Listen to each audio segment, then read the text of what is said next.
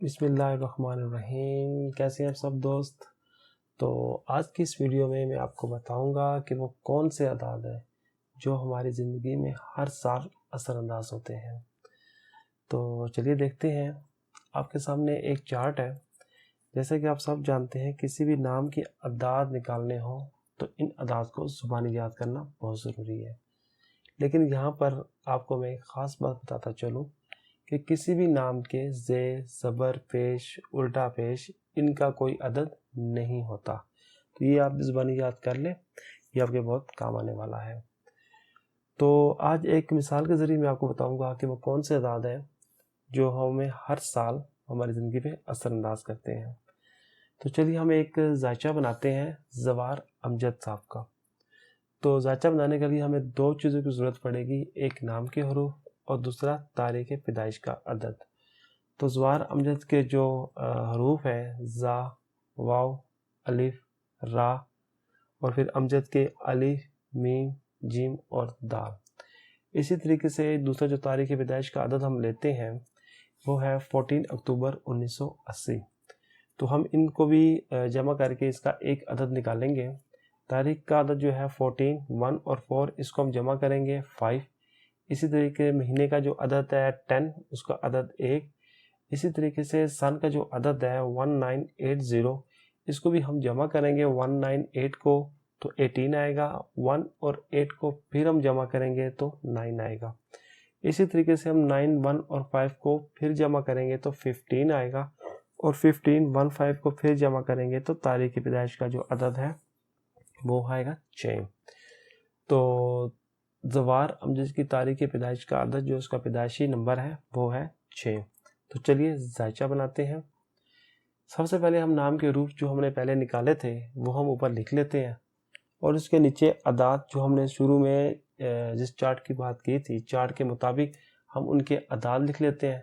جیسے زا کا 7، واو کا 6، الف کا 1، را کا 2، اور پھر الف کا 1، میم کا 4، جیم کا 3، دال کا 4، اور پیدائشی نمبر جو اس کی تاریخ پیدائش سے ہم نے نکالا تھا 6، وہ ہم نے اس تمام کے نیچے یہاں پر ہم لوگوں نے لکھ لینا ہے۔ اس کے بعد ہمیں جو حاصل حروف ہوگا، مطلب زا کا جو عدد 7 اور پیدائشی نمبر 6 جو ہے، ان کو ہم جمع کریں گے تو 13 آئے گا۔ ہم 13 کو پھر جمع کریں گے تو یہ جو ہمارے پاس جو حاصل قوت حروف جو ہے وہ ہے 4، تو ہمیں 4 آیا۔ اسی طریقے سے ہم واو کو بھی 6 اور 6 کو جمع کریں گے 12، اور پھر ہم 12 کو پھر جمع کریں گے 1 اور 2، تو ہمارے پاس آ گیا 3۔ اسی طریقے سے ہم سب کے جو ہے وہ اعداد نکال لیں گے، اور لاسٹ میں جیسے آپ دیکھ رہے ہیں دال کا جو عدد ہے وہ ہے 1۔ کیونکہ اب آپ کو یہاں پر ایک اور بات بتاتا چلوں، کیونکہ زوار امجد کے جو اعداد ہیں وہ ہیں ٹوٹل 8۔ جیسے زا، واو، الف، را، الف، میم، جیم، دال۔ تو اس کے یہ جو 8 عدد ہے تو اس کا یہ 8 سال کا ایک دور ہوگا۔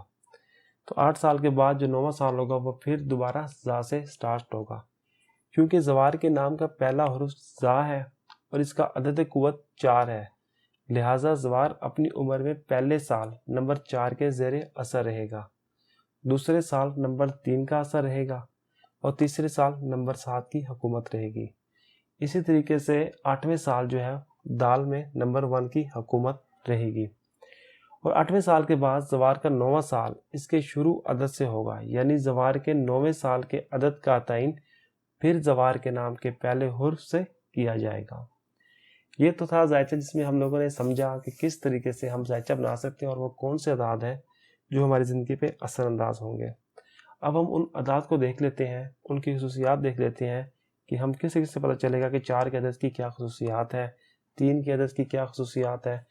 تو اس کے لیے میں نے ایک چھوٹا سا مختصر سا اعداد کی جو خصوصیات ہیں وہ میں نے بیان کی ہیں اور ان کے امراض، تو امید ہے کہ یہ آپ کو سمجھ آ جائیں گے۔ تو اس کے علاوہ میں ایک الگ سی ویڈیو بناؤں گا جس میں ہر عدد کی جو ہے ایک تفصیل کے ساتھ اس کی معلومات دی ہوگی، تو یہ بھی آپ کو امید کرتا ہوں کہ اچھی طریقے سے سمجھ آ جائے گی۔